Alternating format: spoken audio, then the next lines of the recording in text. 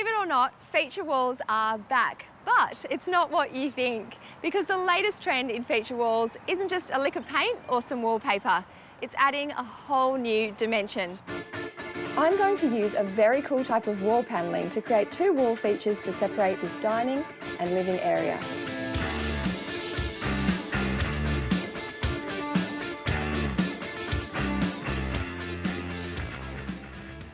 This apartment is like so many. It's clean, it's neat, and it's tidy and modern, but it's just lacking that wow factor. And the owners have asked if I can add in a little bit of personality. So I thought this plain white wall would be the perfect spot to create a simple feature wall project.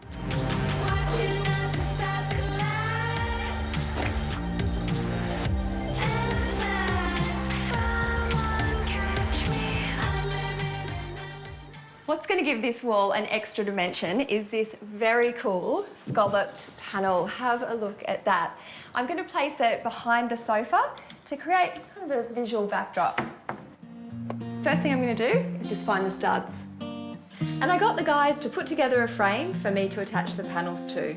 We're setting it off the wall slightly because I'm going to add a shelf to the top.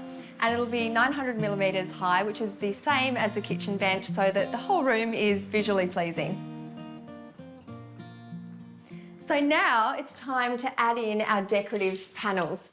And the way that I'm going to attach them to the frame is just with a liquid adhesive, and then after that I'm just going to tap in a few nails to really secure it. And you'll notice down the bottom here I've got a 10mm piece of timber, and that means this panel will just sit off the floor a little bit and create a really lovely shadow line.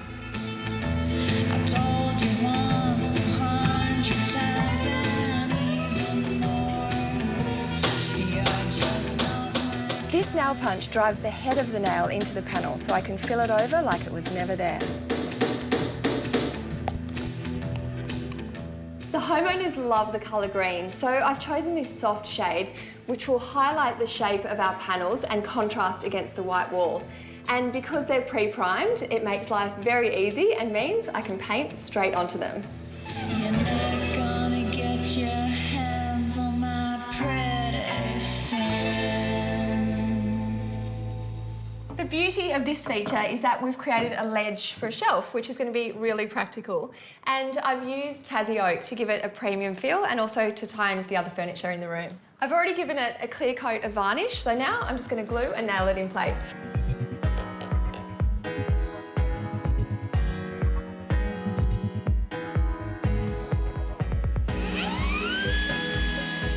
A clever way to hide messy power cords is to conceal the power board behind the bench area before you install it. I'm adding a removable section to my bench top for easy access.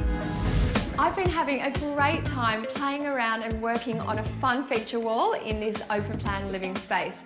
But I also promised you one of the hottest features in interior design right now, and that is arches. They are back in a huge way, and it's what is going right there.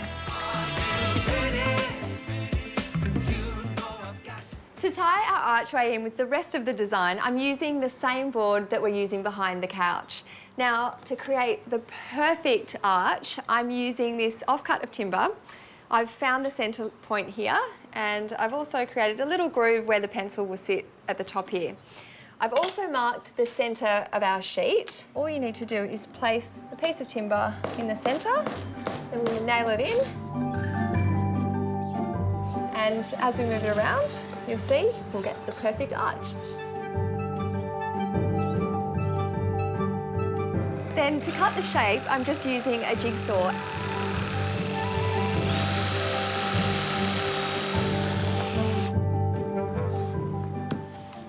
All right, how did our arch go? I think pretty good. So you just need to sand the edges off. And then I'm going to paint it the same colour as behind the sofa, which was a really lovely green.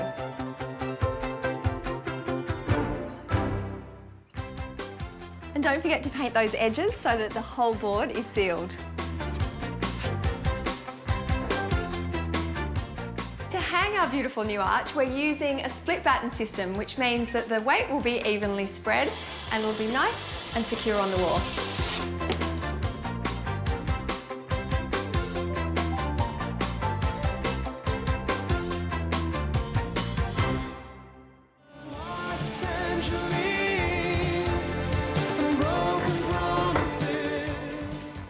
wondering how I worked out the dimensions for the arch. Well, it's always a good idea to use your existing furniture. So, for the width of the arch is the exact same as the diameter of the dining table. We've installed this cool light which can highlight above or below depending on the look you want. And I've given the old charcoal sofa a makeover with a new, lighter cover.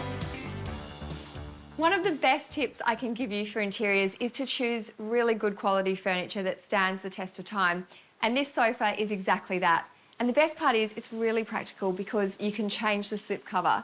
So in winter, you might want to go back to this charcoal one. But right now, with our green, and for summer, I'm going to stick with this gorgeous oatmeal.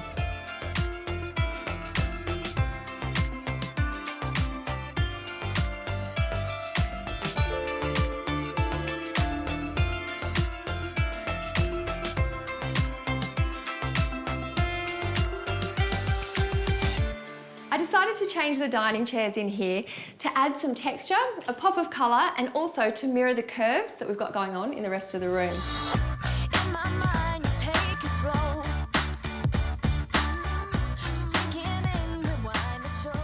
The mission with this room was to add some personality to an otherwise functional space. The addition of the textured backdrop behind our sofa and that very cool arch have really achieved that. A few small details like changing the chairs have really softened the room as well. But good design needs to be both beautiful and functional. So my favourite feature in the whole room has to be the fact that you can sit down, enjoy the surroundings and also neatly charge all of your devices.